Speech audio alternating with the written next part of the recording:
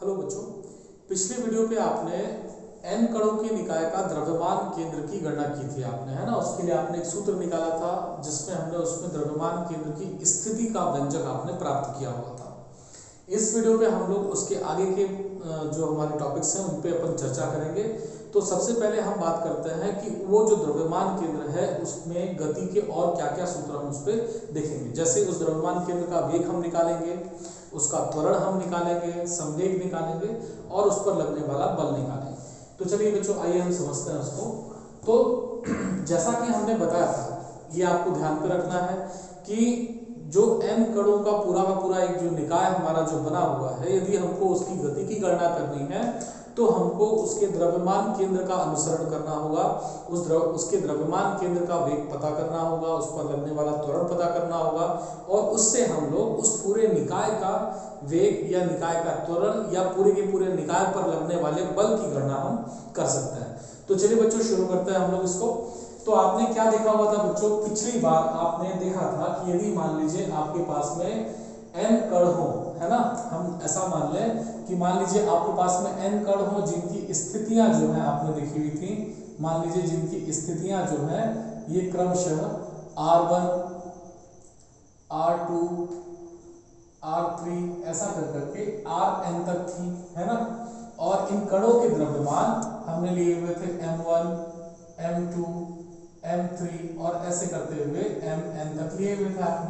ठीक है बच्चों, तो इस तरीके से n कण थे जिनकी स्थितियां ये क्रमशः ये थी और द्रव्यमान n कणों के द्रव्यमान क्रमशः ये थे। और इसके हिसाब से आपने सूत्र निकाला हुआ था।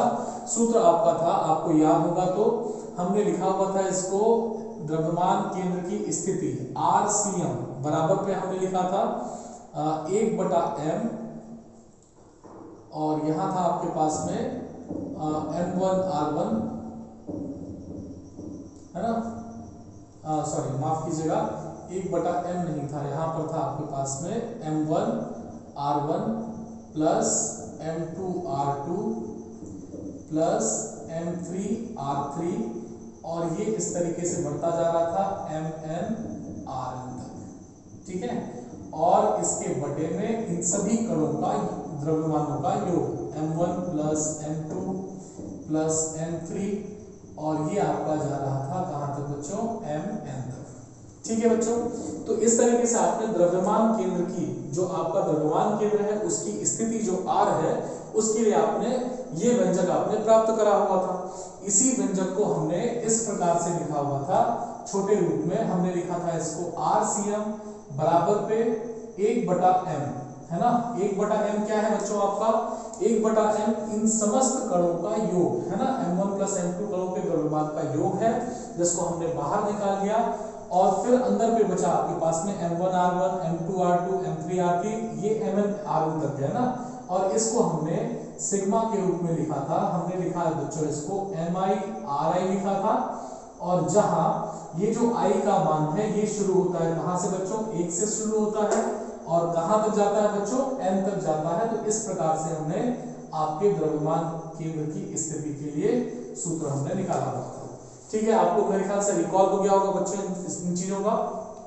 इसके बाद जब हम बात करते हैं कि ये जो निकाय है, ये निकाय जिसका द्रव्यमान केंद्र RCM है, इसका वेग कितना होगा, है ना।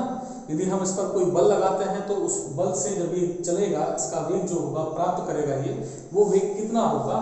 तो बच्चों आपको याद होगा, हम सिंपल सी चीज चलते हैं। देखिए, जैसे आपने पहले पढ़ा हुआ है रैखिक वाले पे कि वेग जो होता है हमारा, वेग कैसे प्राप्त होता है बच्चों। तो आपने देखा हुआ था कि यदि हम किसी भी वस्तु की स्थिति में परिवर्तन, है ना, वेग का सूत्र ही क्या होता है बच्चों, स्थिति में समय के साथ में परिवर्तन। और यदि हम इसका अवकलन रूप लिखें, कैलकुलस फॉर्म लिखें, तो हम इसको लिखते थे बच्चों स्थिति में परिवर्तन dr/dt या r की जगह पे आप x लिखा करते थे। अब चूंकि यहाँ पर r जो है मेरा, मुझे पूरे के पूरे द्रव्यमान केंद्र, पूरे के पूरे निकाय का मुझे वेग चाहिए, तो निकाय के वेग के लिए मैं क्या करूंगा, उसके द्रव्यमान केंद्र का वेग का मैं गणना करूंगा।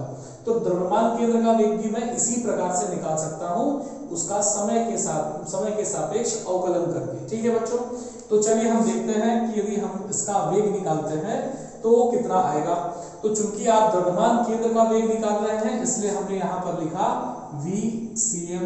ठीक है बच्चों, और आपको पता है कि वेग एक सदिश राशि है, तो VCM कैसे प्राप्त होगा बच्चों, d/dt समय के साथ परिवर्तन, और किसमें परिवर्तन बच्चों, आपका RCM में परिवर्तन। ठीक है बच्चों, मतलब इसका ये हुआ कि ये जो मान हमारे पास में आया हुआ है इसी का हमको समय के साथ d/dt के साथ RCM का परिवर्तन अवकलन करना है। ठीक है बच्चों, तो सबसे पहले चूंकि ये हमारा कुल द्रव्यमान है m1 + m2 + m3, ये जिसको हमने कैपिटल M माना हुआ है, अब द्रव्यमान में तो समय के साथ परिवर्तन नहीं होगा इसलिए हमने उसको बाहर कर लिया 1/m को, और हमने यहाँ पर d/dt लगा दिया, और क्या बच गया आपके पास में, यहाँ पर देखिए बच्चों m1r1 प्लस m2r2 है ना, प्लस ये चला जाएगा बच्चों आपका mn/rn तक। ठीक है, तो अब d/dt इस पे लग गया बच्चों, आप इसका अवकलन कर दें सभी जगहों पर ले जाए, है ना, तो हमने लिखा बच्चों इसमें 1/m, और ये अवकलन यहाँ भी जाएगा, इस पे भी जाएगा, इनके सभी कणों पर जाएगा, है ना, और जब कणों पर जाएगा ये, तो m1 जैसे लिखा हुआ पहले कण का द्रव्यमान और ये पहले कण का स्थिति, तो m1 उसके द्रव्यमान पर तो कोई फर्क नहीं पड़ेगा इसलिए वो हमारा बाहर चलाएगा। कैसे देखिए बच्चों, हमने लिखा m1 और फिर लगाया हमने d/dt r1, ये प्रोसेस मैंने डायरेक्ट कर दिया। इसी तरीके से यहाँ पर बताइए बच्चों m2 और फिर d/dt r2 आ जाएगा आपका, है ना, और ये प्रोसेस हमारा बढ़ता जाएगा और लास्ट में आ जाएगा बच्चों आपका mn d/dt rn। ठीक है बच्चों, तो क्लियर है, इसमें कोई दिक्कत इस पे। अब हमने बच्चों बोला m1 और यहाँ परिवर्तन हो रहा है किसके सापेक्ष बच्चों, आपका पहले वाला जो कण है हमारा, पहले वाले कण में की स्थिति में परिवर्तन हो रहा है समय के सापेक्ष, यहाँ दूसरे वाले कण की स्थिति में परिवर्तन समय के सापेक्ष, तीसरे वाले कण की स्थिति में परिवर्तन समय के सापेक्ष, और nवें वाले कण में परिवर्तन समय के सापेक्ष। और स्थिति में इसी परिवर्तन को हम क्या कहते हैं बच्चों, आपका वेग कहते हैं। अब चूंकि ये पहले वाले कण के का वेग है इसलिए हमने इसको इस तरीके से लिखा 1/m, और इसको हम लिख सकते हैं बच्चों m1v1। ठीक है बच्चों, m1v1 है ना, dr1/dt मतलब पहले वाले कण की स्थिति में परिवर्तन, तो पहले वाले कण का वेग आ गया, फिर प्लस इसको लिखेंगे बच्चों तो हम क्या लिखेंगे m2v2, फिर प्लस m3v3, इस तरीके से आगे बढ़ता जाएगा और लास्ट में आपका आ जाएगा mnvn। ठीक है बच्चों, तो इस प्रकार से हमने सभी कणों के वेगों को अलग अलग कर लिया इस पे अवकलन के हिसाब से। तो आप बच्चों यहाँ पर क्या देख रहे हैं, ध्यान से समझिए, हमको वेग निकालना था ना, द्रव्यमान केंद्र का वेग निकालना था, और द्रव्यमान केंद्र का वेग हमारा कितना आया, m1v1 plus m2v2 plus m3v3 plus कहां तक, जितने भी कण होंगे उन सभी का योग और बटे पे कुल द्रव्यमान। ये m हम चाहें तो यहाँ बटे में कुल द्रव्यमान लिख सकते हैं, जितने भी कण हैं उन सभी का योग m1 plus m2 plus m3, इस प्रकार से हम उसको लिख सकते हैं। या इसी को यदि हम शॉर्ट फॉर्म पे लिखना चाहें बच्चों, जैसा हमने स्थिति के लिए लिखा हुआ है, तो हम इसको इस प्रकार से लिख सकते हैं बच्चों VCM बराबर पे ये हो जाएगा बच्चों, देखिए 1/m आपका बाहर ही रहेगा, और इसको किस प्रकार से हम लिख सकते हैं सिग्मा के रूप में बच्चों, तो ये हमने लगाया सिग्मा, और इसको हमने लिखा m में भी परिवर्तन हो रहा है और वेग में ना बच्चों, यहाँ पर वेग आ गया है तो वेग में परिवर्तन vi हमने लिखा, और परिवर्तन कहाँ से हो रहा है, कितने कण है बच्चों, तो आप देखिए मतलब m1 है ना, पहला कण, दूसरा कण, तीसरा कण, इनकी संख्या i से शुरू हो रही है और कहां तक जा रही है, n तक, तो हमने लिखा i बराबर 1 से लेकर के n तक। ठीक है बच्चों, तो इस प्रकार से आपको n कणों के द्रव्यमान केंद्र का वेग प्राप्त हो गया, या हम यूं कहें कि n कणों के निकाय का वेग हमको इस सूत्र से, इस समीकरण से प्राप्त होगा। ठीक है बच्चों, अब आपको जब इसमें वेग मिल गया तो आप इसका त्वरण भी निकाल सकते हैं ना, है ना। त्वरण के लिए आपने सूत्र क्या पढ़ा हुआ है, आपको याद होगा कि जब हम त्वरण पढ़ते हैं a, तो a बराबर हम क्या पढ़ते हैं बच्चों, वेग में परिवर्तन, समय के साथ वेग में परिवर्तन। तो जब समय के साथ वेग में परिवर्तन की बात कर रहे हैं तो यहाँ भी हम इसका अवकलन कर सकते हैं d/dt, और किसका अवकलन कर सकते हैं बच्चों, वेग v का, है ना।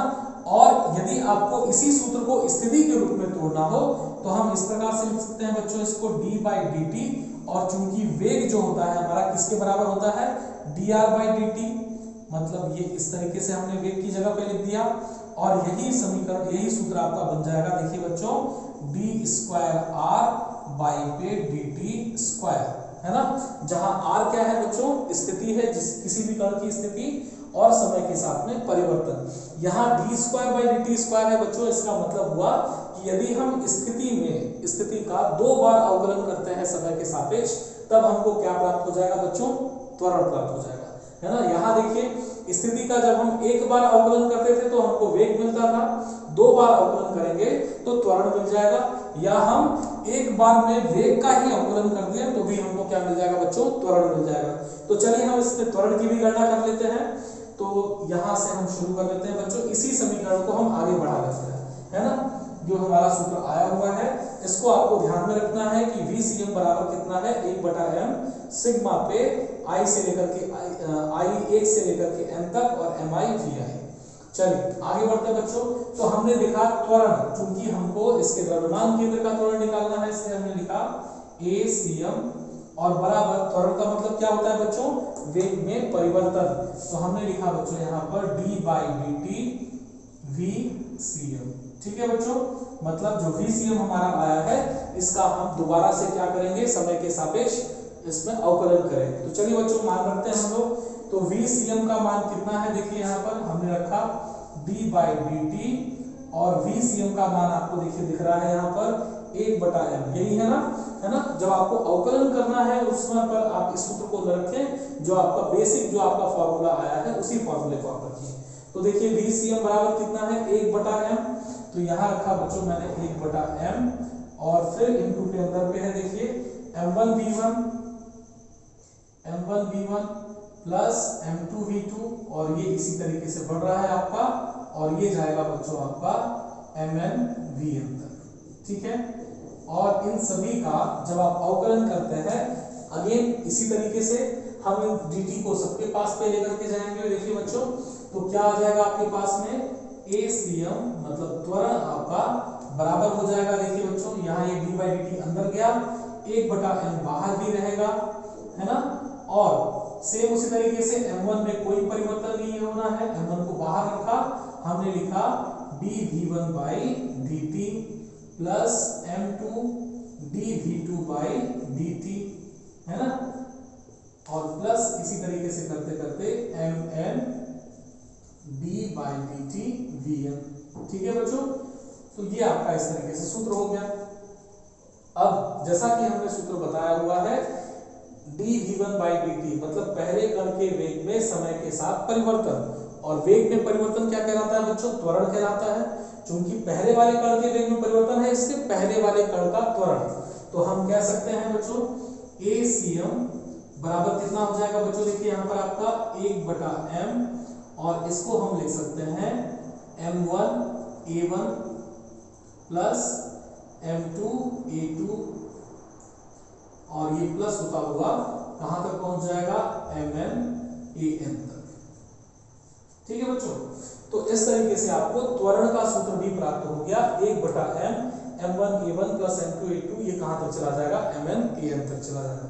इसको भी आप शॉर्ट फॉर्म पे लिखना चाहें, जैसे हमने द्रव्यमान केंद्र के वेग को लिखा हुआ है, तो देखिए बच्चों इसी को हम शॉर्ट फॉर्म पे लिख रहे हैं। यहाँ से आपको देखना कि हम कहाँ पर जा रहे हैं, मिस्टेक नहीं करना है।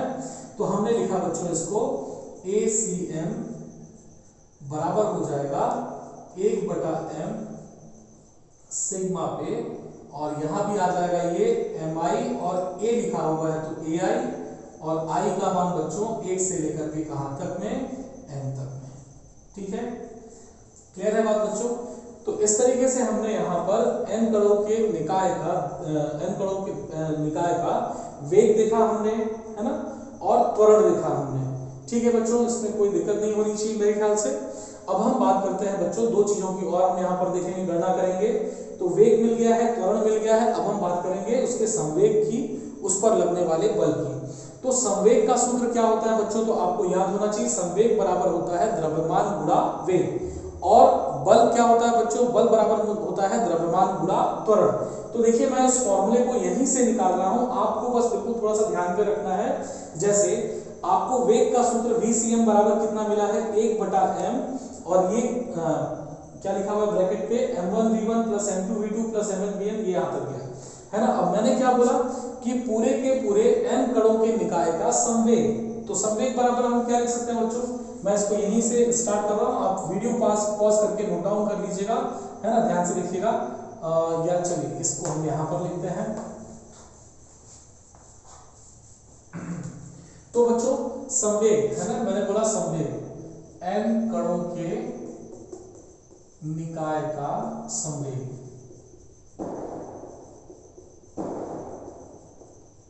ठीक है बच्चों। तो संवेग को हम लोग P से दर्शाते हैं। अब चूंकि पूरे निकाय का संवेग है तो हम चाहे तो CM भी लिख सकते हैं, या आपके द्रव्यमान केंद्र का संवेग भी आप बता सकते हो इसको। हालांकि पूरे कण का संवेग है, P ही आप रहने दो यहाँ पर संवेग। तो संवेग का सूत्र क्या होता है बच्चों, द्रव्यमान गुणा वेग। और द्रव्यमान तो पूरे निकाय का हम बात करें तो पूरे निकाय का द्रव्यमान कितना है, कैपिटल M, है ना, और आपको वेग यहाँ पर दिया हुआ है VCM। तो देखिए बच्चों कैपिटल M यहाँ बटे पे है, यदि हम इसको इधर लेके आए तो गुणे पे चला आएगा, ध्यान से देखिएगा। यहाँ आपको VCM लिखा हुआ है ना, M बटे पे है, यहाँ गया तो कहाँ चला गया, गुणे पे। तो इसको ये क्या बन जाएगा बच्चों, आपका संवेग बराबर द्रव्यमान गुणा वेग, ठीक है बच्चों। अब ये आ गया देखिए n उसका द्रव्यमान केंद्र का संवेग, ठीक है। द्रव्यमान केंद्र का संवेग बोल सकते हैं या फिर n कणों के निकाय का संवेग बोल सकते हैं, क्योंकि n कणों के निकाय की सारा वेग, सारा गति, सारा त्वरण किस पे निर्भर कर रहा है बच्चों, उसके द्रव्यमान केंद्र पर। तो चलिए जब ये यहाँ पहुंच गया बच्चों गुणे पे, तो बराबर पे क्या बच गया आपके पास में, देखिए आप देख रहे हैं यहाँ पर आपके पास में बच रहा है m1v1 प्लस m2v2, और ये प्लस करते हुए ये आ जा रहा है बच्चों आपके पास में mn/vn। कोई दिक्कत बच्चों इस पे, है ना। इस तरीके से आपको संवेग प्राप्त हो गया, है ना। संवेग बराबर हम यहाँ पर चाहें तो इसको इस प्रकार से भी लिख सकते हैं, आप लिख लीजिए इसको सिग्मा, है ना, और I बराबर 1 उसी प्रकार से चलेंगे n, और ये हो जाएगा आपका mi/vi, ठीक है।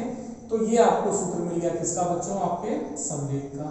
क्लियर है, इसमें कोई डाउट है मेरे ख्याल से नहीं होना चाहिए।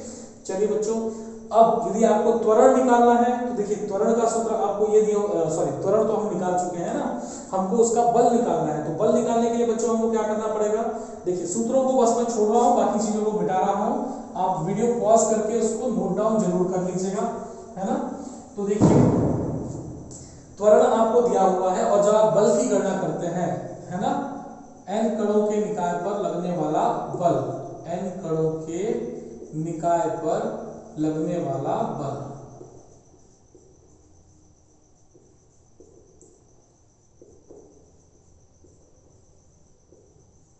तो बल का सूत्र क्या होता है बच्चों, आपको याद होगा, बल बराबर होता है द्रव्यमान गुणा त्वरण ma, और सेम यही प्रोसेस हम यहां पर भी लगाएंगे। देखिए बच्चों तो आपका बल जो है F बराबर, तो द्रव्यमान गुणा त्वरण, मतलब त्वरण पे हम लोग द्रव्यमान का गुणा करते हैं। तो आप देख रहे हैं यहाँ जैसे ये त्वरण का पूरा रूप लिखा हुआ है, यदि m बटे पे है, इसको इधर लाए तो यहाँ त्वरण के साथ में गुणा हो जाएगा m का, तो MACM आ जाएगा, और बराबर पे आपका ये बच जाएगा। तो यही सेम प्रोसीजर बच्चों हम यहाँ पर कर रहे हैं। हमने लिखा यहाँ पर MA, है ना, ACM द्रव्यमान गुणा त्वरण, और बराबर पे क्या बच गया बच्चों आपके पास में m1a1 प्लस m2a2 प्लस, और ये आता जाएगा बच्चों आपका mnan तक, ठीक है।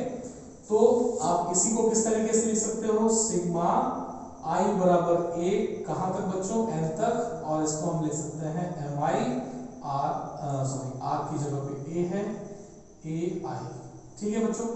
तो देख रहे हैं आप कि आपको सारी चीजों का सूत्र बड़ी ही आसानी के साथ मिल रहा है, आसान ढंग से मिल रहा है, उसमें कोई भी बिल्कुल भी घबराना नहीं है बच्चों, है ना। प्रोसेस को बस आप समझते जाइए और इनको क्रम से नोट करते जाइए, है ना। अब यहाँ पर आप देखिए, हम कुछ चीजों के बारे में यहाँ पर डिस्कशन कर रहे हैं। आपने देखा कि n कणों के निकाय का वेग किसके बराबर था बच्चों, यहाँ देखिए ये पहले वाले कण का वेग है ना, वेग m1 गुणा v1 प्लस दूसरे वाले कण के वेग का गुणा m2, तीसरे वाले कण का वेग गुणा m3। तो इस प्रकार से उसके द्रव्यमान है ना, द्रव्यमान और सभी कणों के वेग है ना, द्रव्यमान और सभी कणों के वेग का गुणनफल है ना, गुणनफल का योग। या हम कहें बच्चों इसको क्या कह सकते हैं कि n कणों के द्रव्यमान और वेग के गुणनफल के योग को जब हम कुल उसके द्रव्यमान से भाग देते हैं तो हमको क्या प्राप्त होता है बच्चों, उस द्रव्यमान केंद्र का वेग प्राप्त होता है। इसी तरीके से हम त्वरण को भी परिभाषित कर सकते हैं। देखिए त्वरण आपको दिया हुआ है। इसी प्रकार से हम संवेग को भी परिभाषित कर सकते हैं। देखिए संवेग का बराबर डायरेक्ट लिखा हुआ है यहाँ पर mi/vi, और mi/vi हम यहाँ पर लिखें पहले वाले कण का संवेग, दूसरे वाले कण का संवेग। हम इसको इस प्रकार से लिख सकते हैं क्या बच्चों, देखिए हम लिख सकते हैं यहाँ पर कि p बराबर p1, देखिए पहले वाले कण का संवेग प्लस दूसरे वाले कण का संवेग, और ऐसा करते हुए pn तक का, है ना। मतलब किसी भी निकाय का जो कुल संवेग होता है वो उसके समस्त कणों के संवेगों के योगफल के बराबर होता है। आपका जो मेन जो आपका जो निष्कर्ष निकला हुआ है उसको आपको जरूर ध्यान में रखना है। इसी प्रकार से किसी भी कण का कुल बल, किसी भी कण के निकाय पर लगने वाला कुल बल आप देखिए F बराबर, यदि इसी को हम यहाँ पर इलेबोरेट करें थोड़ा सा तो देखिए F बराबर हम क्या लिख सकते हैं, ध्यान से देखिएगा m1a1 है ना, यही है ना आपका F बराबर m1a1।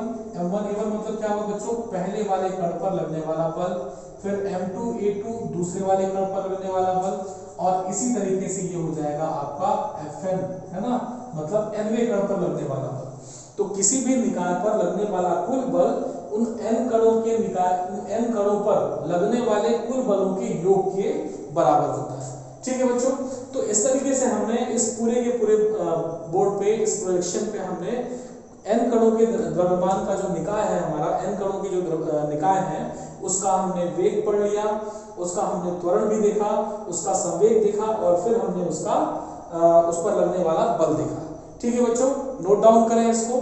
तो अगला विषय है बच्चों हमारा संवेग संरक्षण का नियम, है ना। इस जो n कणों का जो निकाय है हमारा, क्या वो संवेग संरक्षण के नियम का पालन करता है, तो उसकी हम बात करते हैं बच्चों। तो हम कहते हैं कि ये n कणों का निकाय हमारा संवेग संरक्षण के नियम का पालन करता है। और संवेग संरक्षण का नियम, संवेग संरक्षण से आप क्या समझते हो बच्चों, तो संवेग संरक्षण का मतलब ये होता है कि किसी भी निकाय का कुल संवेग सदैव संरक्षित रहता है, सदैव नियत रहता है, वो बदलता नहीं है। और कब नहीं बदलेगा, जब बाह्य बल अनुपस्थित हो, अर्थात किसी भी निकाय पर जब कोई बाह्य बल न लग रहा होगा, नहीं लग रहा होगा, तो उस निकाय का संवेग सदैव एक ही होगा, सदैव नियत रहेगा, है ना बच्चों। तो ये हम प्रूफ कैसे करेंगे, तो चलिए हम इसको प्रूफ करते हैं। तो जैसा मैंने बताया आपको कि संवेग का क्या तरीका होता है कि यदि बाह्य बल न लग रहा हो, तो चूंकि आप जानते हो हमने न्यूटन की गति का द्वितीय नियम पढ़ा हुआ था कि किसी भी वस्तु पर लगने वाला बल जो F होता है ये किसके बराबर होता है बच्चों, आपका संवेग में परिवर्तन की दर के बराबर होता है, मतलब dp/dt, ये आप जानते हैं इसमें। तो संवेग में परिवर्तन की दर, और अभी आपने p का सूत्र पढ़ा होगा बच्चों, d/dt, हम इसको लिख सकते हैं आपका m1v1 plus m2v2 plus m3v3, है ना। इस तरीके से आप इसको पूरे को इसमें लिख सकते हो, mn/vn। कोई दिक्कत बच्चों? तो हमने बोला, या इसी को आप इस प्रकार से लिखो, बड़े फॉर्म पे मत लिखिए आप बच्चों, d/dt हम इसको लिख सकते हैं सिग्मा, है ना, i बराबर 1, और ये आ जाएगा बच्चों आपका mi/vi। आप अपने हिसाब से जो आपको एडजस्टेबल लगता है आप उसको हिसाब से लिख सकते हैं। ठीक है बच्चों, तो d/dt mi/vi, या हम इसको ऐसा भी लिख सकते हैं किसी भी निकाय के लिए, है ना, निकाय के लिए हम इस प्रकार से लिख सकते हैं कि संवेग में परिवर्तन की दर, तो d/dt, संवेग मतलब क्या होता है, द्रव्यमान और गुणा वेग, उसके द्रव्यमान केंद्र का वेग, ऐसे ही कह सकते हैं हम।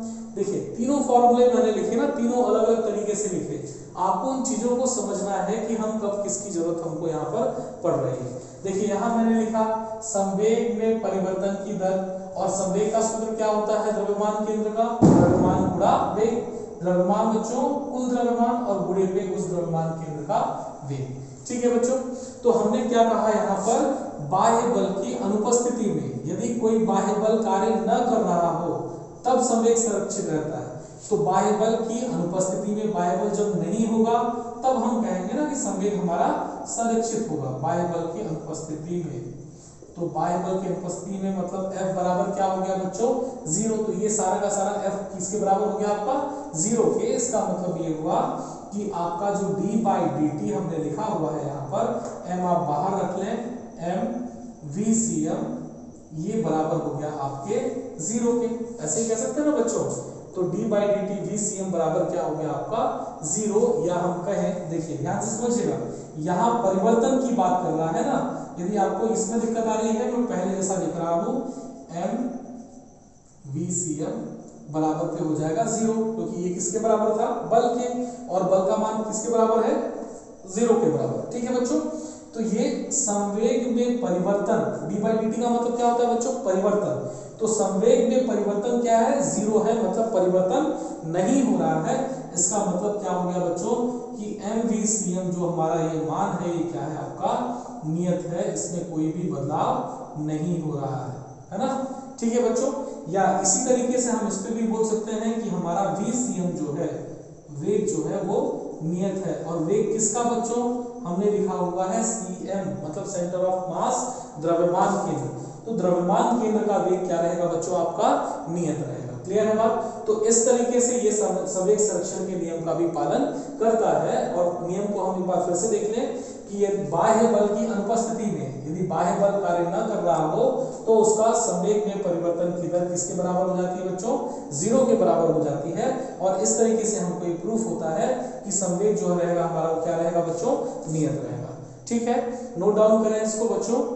अब बच्चों हम पढ़ते हैं इसमें हमारा जो द्रव्यमान केंद्र है उसकी गति के कुछ उदाहरण जो हमको दिखते हैं। तो ध्यान से समझिएगा, हमने बोला द्रव्यमान केंद्र की गति के उदाहरण। अब इनमें एक दो उदाहरण हम लोग यहाँ पर पढ़ेंगे इसके बारे में। तो सबसे पहला उदाहरण मैं दे रहा हूँ बच्चों कि जैसे जो पटाखा होता है, आप दिवाली में आपने पटाखे फोड़े होंगे, तो पटाखे क्या होते हैं, कुछ पटाखे जो ऊपर की ओर जाते हैं ना, ऊपर जाते हैं और जाकर के फिर फूटते हैं। तो आपने क्या देखा होगा बच्चों कि जब आप किसी पटाखे को, ध्यान से समझिएगा, मान लीजिए ये आपका क्षैतिज है और ये आपका ऊर्ध्वाधर ऊपर की तरफ है ना वायु। तो यदि आप इसके ऊर्ध्वाधर से एक कोण बनाते हुए किसी पटाखे को फोड़ते हैं और जो ये इस प्रकार से परवलयाकार गति करता हुआ ऊपर की ओर पहुंचता है, और जब ये ऊपर पहुंचता है तो यहाँ पर क्या होगा बच्चों, ये फूटेगा इस प्रकार से, है ना। ठीक है बच्चों, ये फूटेगा पटाखा और इसकी चिंगारियां हैं वो इस प्रकार से आसमान में फैलेंगी। और लेकिन जो इसका जो खोल जो बचा है ना, वो क्या होगा बच्चों, जो उसका ये जो खोल होगा ये अपने द्रव्यमान केंद्र के अनुरूप ही इस प्रकार से गति करता हुआ दूसरी तरफ गिर जाएगा।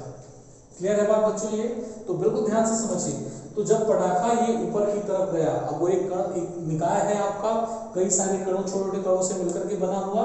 तो जब ये ऊपर जाएगा तो ये अपने द्रव्यमान केंद्र के वेग से उसके गति के अनुरूप ये ऊपर जाएगा, और जब ये फूटेगा तो फूटने के बाद भी ये अपने उसी द्रव्यमान केंद्र के वेग से नीचे की ओर परवलयाकार गिरता है।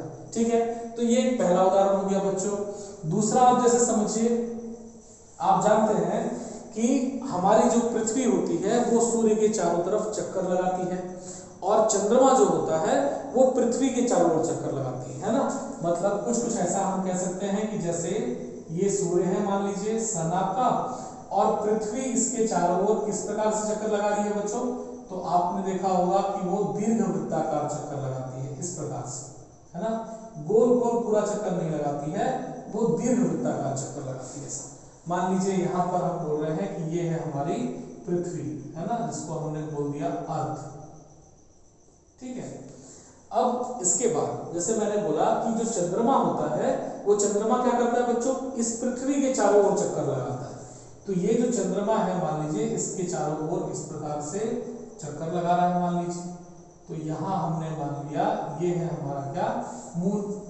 तो दरअसल बच्चों ये हम ये नहीं कह सकते कि पृथ्वी हमारी इसके चारों ओर चक्कर लगा रही है, होता कि हम ये समझते यही है कि पृथ्वी इसके चारों ओर दीर्घवृत्ताकार चक्कर लगा रही है और चंद्रमा जो है पृथ्वी के चारों चक्कर लगा रहा है। दरअसल ये पृथ्वी की गति ना होकर के यहाँ देखिए, ध्यान समझिएगा बच्चों, ये जो पृथ्वी और चंद्रमा है, पृथ्वी को थोड़ा सा बड़ा बना देते हैं, है ना, ये जो पृथ्वी और चंद्रमा है, दरअसल ये दोनों मिलकर के बच्चों एक द्रव्यमान केंद्र बनाता है ना। यदि मैं इसको इस प्रकार से यहाँ लिखता हूँ, मान लीजिए यहाँ पर है आपकी पृथ्वी, ये है आपकी पृथ्वी, ठीक है बच्चों, कुछ इस प्रकार से, है ना।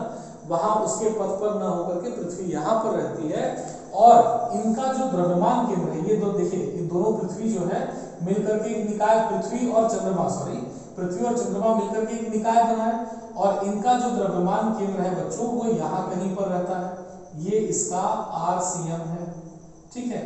अब ये जो इनका, देखिए ध्यान से समझिएगा, पृथ्वी यहाँ से चारों तरफ ऐसे चल रही है ना, और चंद्रमा क्या कर रहा है, पृथ्वी के चारों ओर चक्कर लगा रहा है। तो ये जो निकाय बना, इसका जो द्रव्यमान केंद्र है, दरअसल ये द्रव्यमान केंद्र सूर्य के चारों ओर इस प्रकार से दीर्घवृत्ताकार चक्कर लगाते हैं। जब पृथ्वी सूर्य के पास में रहती है तब चंद्रमा बहुत दूर रहता है, और चंद्रमा पृथ्वी के पास रहता है तब सूर्य बहुत दूर रहता है, सॉरी, चंद्रमा सूर्य के पास रहता है और पृथ्वी दूर रहती है उसके पास।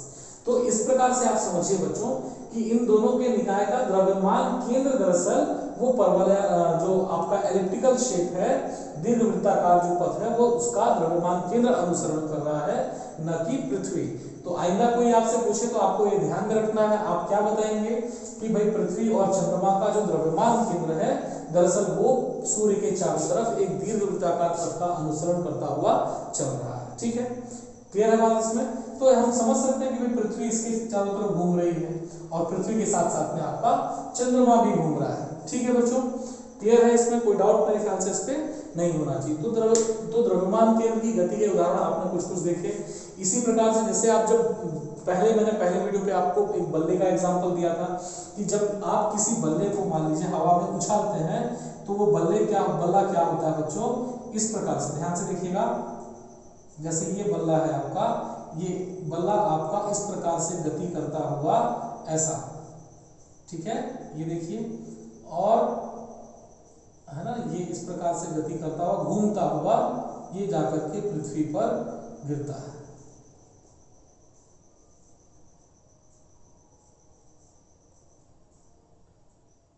ठीक है, मतलब प्रैक्टिकल नहीं करना है आपको कि किसी जब आप क्रिकेट खेल रहे हो तो बल्ला उछाल करके फेंक दिया सामने वाले फील्डर के पास में और उसका सर फूट गया, ऐसा काम नहीं करना है ना, ठीक है, नहीं तो पुलिस आकर के मुझसे पूछेगी है ना। तो बच्चों देखिए, जैसा आपने जब ये बल्ला उछाला तो ये बल्ला क्या हुआ, देखिए अपने द्रव्यमान केंद्र के हिसाब से गति कर रहा है ना। बल्ले की जो गति है परवलयाकार यहाँ पर, दरअसल वो उसके द्रव्यमान केंद्र की गति है और इसी गति का अनुसरण करता हुआ ये बल्ला पृथ्वी पर दूर जाकर के गिरता है। ठीक है बच्चों, इसमें कोई डाउट इस पे है ना? मेरे ख्याल से क्लियर है बच्चों। ये अगला टॉपिक है बच्चों आपका दृढ़ पिंड, है ना, रिजिड बॉडी बोलते हैं हम इसको अंग्रेजी पे, दृढ़ पिंड। तो ये दृढ़ पिंड क्या है बच्चों, है ना? तो दृढ़ पिंड दरअसल बच्चों ऐसी वस्तुएं जिन पर यदि हम कोई बाह्य बल आरोपित करें तो उनके आकार या आयतन में परिवर्तन न हो। फिर से ध्यान से सुनिएगा कि ऐसी वस्तुएं जिन पर, ऐसी वस्तुएं या ऐसे कणों के निकाय, ऐसा भी हम बोल सकते हैं, कई सारे कणों का निकाय ठोस वस्तु, है ना, ध्यान रखना है। निकाय यहाँ पर ऐसा हो सकता है कि हम दो अलग अलग वस्तुएं ले लें और उसको हम एक निकाय कहते हैं, लेकिन दृढ़ पिंड का मतलब सीधा सीधा होता है एक ठोस कोई वस्तु ऐसी। तो दृढ़ पिंड एक ऐसी वस्तु जिस पर जब हम कोई बाह्य बल लगाएं तो बाह्य बल लगाने से उसके आकार या आयतन या आकृति में आकार या आकृति वही हो गई, उसमें परिवर्तन न हो, वो दृढ़ पिंड कहलाता है हमारा। ठीक है बच्चों, तो दृढ़ पिंड को भी हम इसी प्रकार से कई सारे छोटे छोटे कणों से मिलकर के बना हुआ मान सकते हैं। और हम भी जब दृढ़ पिंड की जब हम बात करेंगे, उसकी गति की बात करेंगे, तो यहाँ भी बच्चों हम उस दृढ़ पिंड का द्रव्यमान केंद्र निकालेंगे, है ना, और द्रव्यमान केंद्र की जो गति होगी उसके हिसाब से भी आपके दृढ़ पिंड की गति होगी। तो बच्चों जैसे आपने इससे पहले द्रव्यमान केंद्र का सूत्र निकाला हुआ है, वही सेम सूत्र आपका किसी भी दृढ़ पिंड के लिए भी कार्य करता है। तो आपने सूत्र पढ़ा हुआ था बच्चों, ध्यान से समझिएगा, RCM और बराबर पे आपने पढ़ा हुआ था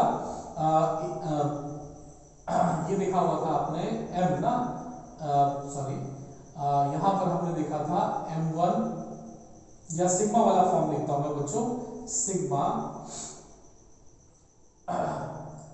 1/m i बराबर 1 n, और ये था आपका mi/r i। याद आया बच्चों? अभी जस्ट हमने देखा हुआ था इस सूत्र को कि किसी भी द्रव्यमान केंद्र की स्थिति हम इस सूत्र से निकाल सकते हैं। तो यही सूत्र हमारा दृढ़ पिंड के लिए भी कार्य करता है।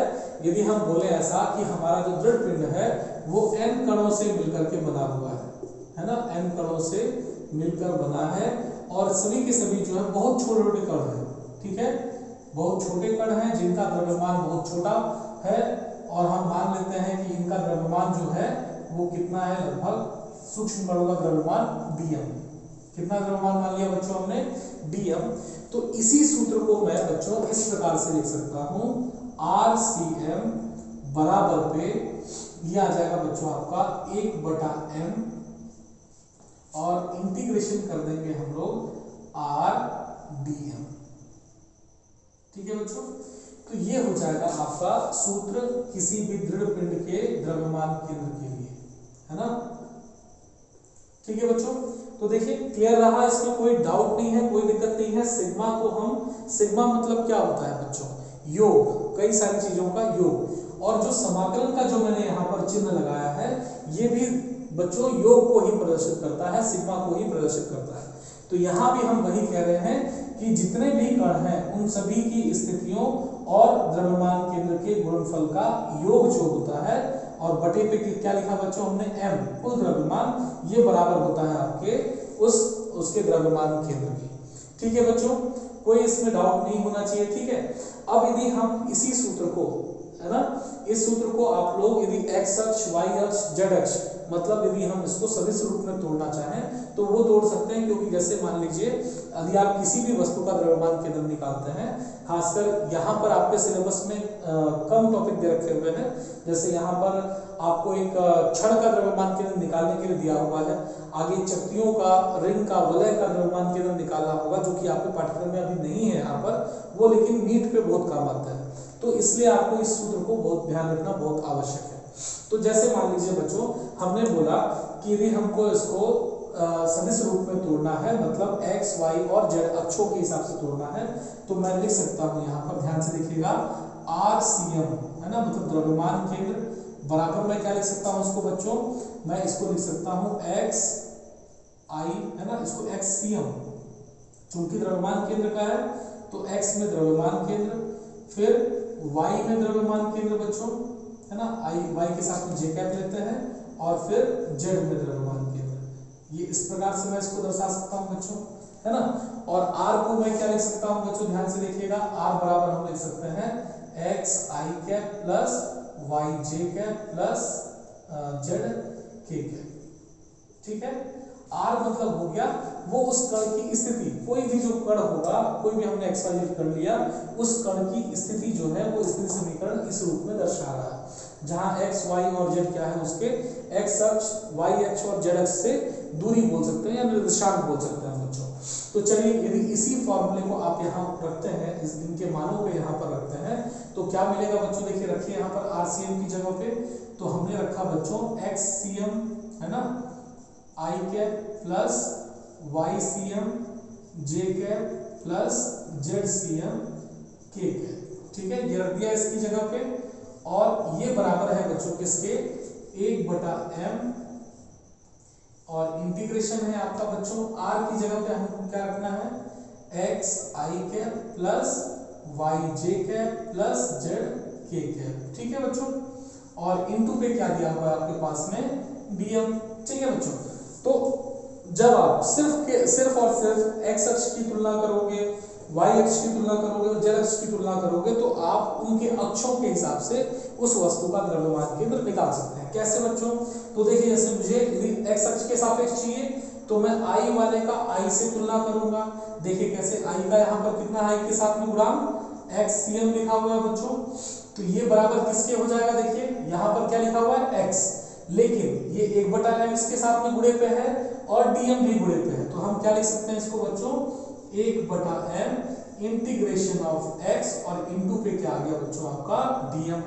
ठीक है, इसी प्रकार से जब हम ycm लिखेंगे बच्चों तो हम लिखेंगे 1/m integration of y dm, और फिर zcm के लिए लिखेंगे बच्चों तो हम लिखेंगे इसमें बराबर पे 1/m integration of z dm। ठीक है बच्चों, तो इस तरीके से x, y और z अक्षों के सापेक्ष हम किसी भी वस्तु का द्रव्यमान केंद्र इन सूत्रों के हिसाब से निकाल सकते हैं। तो ये सूत्र बहुत आवश्यक है बच्चों, ये आपको इसको ध्यान में रखना है ना, ये तीनों के तीनों और साथ में ये द्रव्यमान केंद्र का सूत्र हमारा। ठीक है बच्चों, तो नोट डाउन करें इसको। अगला टॉपिक है बच्चों हमारा एक समान छड़ का द्रव्यमान केंद्र। तो जैसा मैं बात कर रहा था कि किसी भी दृढ़ पिंड का द्रव्यमान केंद्र निकालना हमको आना चाहिए, तो अभी हम एक समान छड़ है जिसका द्रव्यमान केंद्र निकालेंगे, जो सूत्र हमने अभी देखा हुआ था। तो जैसे मान लीजिए बच्चों आपके पास एक इस प्रकार से कोई एक छड़ है, ये हमने लिया, मान लीजिए ये एक समान छड़ है, एक समान पतली छड़ है, और इस छड़ की जो लंबाई है बच्चों मान लीजिए ये है आपका कैपिटल L। ठीक है, यहां से यहां तक की लंबाई कितनी मान ली बच्चों हमने, कैपिटल L मान ली है, और इसका जो कुल द्रव्यमान है बच्चों, है ना, द्रव्यमान हम बोल रहे हैं कितना है उसका, कैपिटल M है। क्लियर है यहां तक? तो ध्यान से समझिएगा बच्चों, हमने सूत्र क्या पढ़ा हुआ था, सूत्र हमने पढ़ा हुआ था इस प्रकार से RCM, और ये बराबर होता है बच्चों 1/m इंटीग्रेशन करते हैं RDM, है ना। और आपको याद होगा कि जब हम इसको आसानी से x अक्ष, y अक्ष और z अक्ष के सापेक्ष हम इसको तोड़ सकते हैं, इसको विखंडित कर सकते हैं। तो देखिए बच्चों इसका द्रव्यमान केंद्र मैं किस प्रकार से निकालूं, तो इसके लिए क्या करा मैंने बच्चों, इसको सबसे पहले मैंने किसी भी एक अक्ष पर रख लिया।